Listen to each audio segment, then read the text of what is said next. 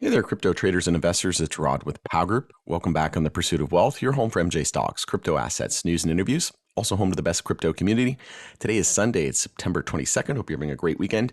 And in this video, we're going to do another, essentially a part two of XRP and the ledger and why it is here to stay, why I don't think it's going anywhere. And for those that are questioning, if it has staying power or if they're going to shelf XRP and the XRP ledger, hearing a lot of people saying that RLUSD is going to replace XRP as a bridge currency, which could not be further from the truth in my opinion. It doesn't even make any sense. So we'll discuss all of that and more, and I'll discuss why I believe XRP and the XRP ledger are here to stay. Before we get to it, make sure to smash the like. It helps support me in the channel. If you're new, you can subscribe. Tick the bell, all that good stuff. You'll be notified on any future videos or when I go live. As always, this is not financial advice and I am not a financial advisor. You should never buy or sell anything based on anything that I say or write. This is for entertainment purposes only. Full disclosure, I do own XRP. It's my largest cryptocurrency holding. You can follow us over on X as well, formerly Twitter. Handle for that is @GroupPow. Going to be using that as my platform of choice going forward. So I think most people have probably seen this video already. I posted it a few days ago.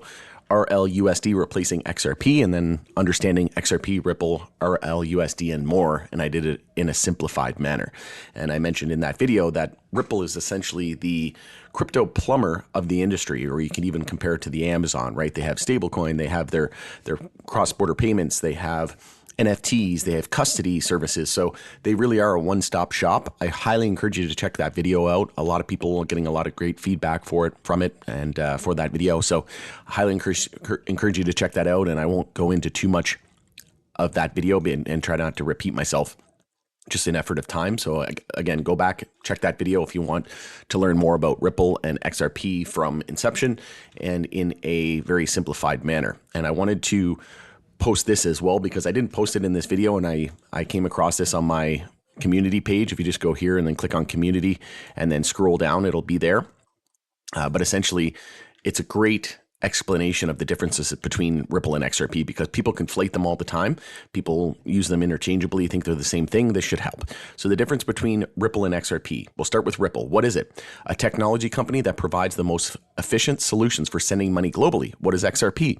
An independent digital asset. The XRP ledger is the open source blockchain technology behind it. And fun fact, XRP was created before Ripple, the company. So how is one related to each other? So Ripple is a software company that uses XRP and the XRP ledger in its product XRapid. It does not control the digital asset or technology. Ripple does own 60 billion XRP. Approximately 55 billion is locked up in escrow. And the XRP ledger cannot be owned by a single entity. It exists independent of any one person or business, including Ripple itself, who controls whether it succeeds or fails. So Ripple has a board, right? Board of directors. They have founders and employees of Ripple. XRP, the community who deal in XRP, use the technology or generally contribute to XRP or the XRP ledger. Who uses it? Ripple. Financial institutions use Ripple's products. And who uses the XRP ledger? Anyone can use XRP, build on the XRP ledger, or list XRP on their exchange. Who owns it? The founders own Ripple, investors and employees who own stock of Ripple. And who owns XRP? Anybody can own XRP. So those are the key differences. And again, check out this video for more details on that. But I just wanted to bring up kind of a couple of articles and talking points that I brought up to the Pow Group private community today to private members. And my post in there was, another thing to remember is that Larry Fink, the CEO of Blackrock, said that tokenization will be 100x bigger than Bitcoin. And guess who has the first ability to tokenize through its native DEX, decentralized exchange? That would be the XRP ledger. So for those saying XRP and XRP ledger will be shelved, ask yourself, how do they plan to tokenize real world assets or RWAs with, say, RLUSD, their stablecoin?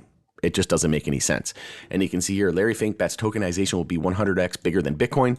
He visualizes the tokenization of every financial asset, estimating that it could be worth 10 trillion just by 2030. That's just a little over 5 years out. And I think it could even be more than that. And I mentioned in the Pow Group private community as well that RLUSD is a token on the XRP ledger. You can't tokenize another token with a token. You tokenize with a ledger or a blockchain like the XRP ledger, which was the world's first decentralized exchange. And then I brought this up. The XRP ledger has possibly the world's oldest decentralized exchange, sometimes abbreviated DEX, operating continuously since the XRP ledger's launch in 2012. The exchange allows users to buy and sell tokens for XRP or other tokens with minimal fees charged to the network itself, not paid out to any party. And then I said, in fact, the XRP ledger was the first blockchain, and that was from this article here. In fact, the XRP ledger was the first blockchain to support the tokenization of various assets. Tokens are digital assets that can be used to represent anything of value on the ledger. And they coined the phrase, right? Ripple coined the phrase, Chris Larsen, one of the co-founders, the Internet of Value. So anything can be tokenized, right, on a ledger, and the XRP ledger for the first DEX, right? Anything can be tokenized. You could tokenize gold, which they're already doing. You could tokenize a house, a deed to a house, right? A land title, any of these things. You can tokenize anything. Literally everything in the world. You can tokenize stocks. So this means that you can use tokens to represent real world assets, whether that's a stable coin, like I said, anything of value. And then I said RWAs are real world assets. So a lot of people hear that term RWAs. That just means a real world asset. So think of like a sports organization. Let's say, an owner wanted to sell, the Denver Broncos or the Colorado Avalanche or the Edmonton Oilers. You could essentially, crowdfund and sell people, 0.0001% of that organization through crowdfunding through a token, right? And you could create a real world asset for that organization, right? You can literally tokenize anything that has value, right? Artists, if it's a music artist, a music or a song or an album, you can tokenize, different artwork and things like that, right? It's endless. That's why, we see Larry Fink say that it's going to be 100x bigger than Bitcoin. And I would agree. This is just one use case as well, right? We're not talking about cross-border payments, which I mentioned in this video, that it's not going to be RLUSD because they have to back RLUSD by T-bills and things like that, which strengthen the US dollar. So the likes of Russia and China, they're not going to want to use RLUSD for an intermediary cross-border bridge currency, right? Because that's only going to strengthen their competitors. They're going to use something like XRP where they don't have to pre-fund accounts and it's instantaneous, right? And they're not boosting the value of the US dollar just from using it. So stocks will all soon be tokenized as well, right? Pretty soon we will tokenize stocks, every financial asset, right? Gold, silver, everything. And you'll be able to trade gold, silver, stocks. You're already seeing it in some aspects of, different companies and things like that, tokenizing, stocks like Tesla, where you can buy it 24/7, 365, but that's through a company, right? And then you have like Wealthsimple and different types of brokers that are doing fractionalized shares where you can buy, half a share or a quarter of a share or 0.1 of a share of any stock, right? So that's going to happen through tokenization. And this really can't be, understated, overstated.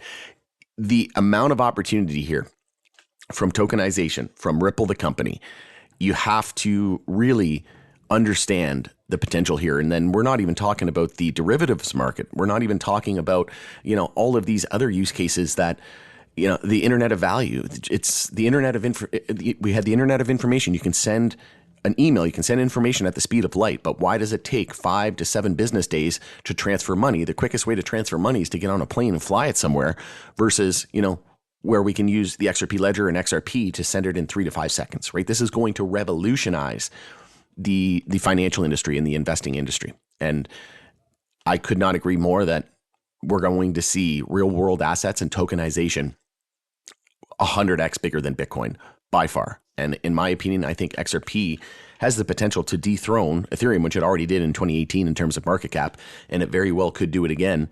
And in my opinion, I think it has what it takes to even pass Bitcoin eventually, given enough time. So hopefully this video was helpful. Anytime you see any kind of FUD out there, it's likely just because, XRP is gearing up for one of the biggest moves in history. It's been in a 7-year bear market, 7 years, almost 8 years since we hit an all-time high. And there's a reason why all this FUD comes out right before a big move. And there's so many scams going around right now saying, send us your XRP and we'll send you back double.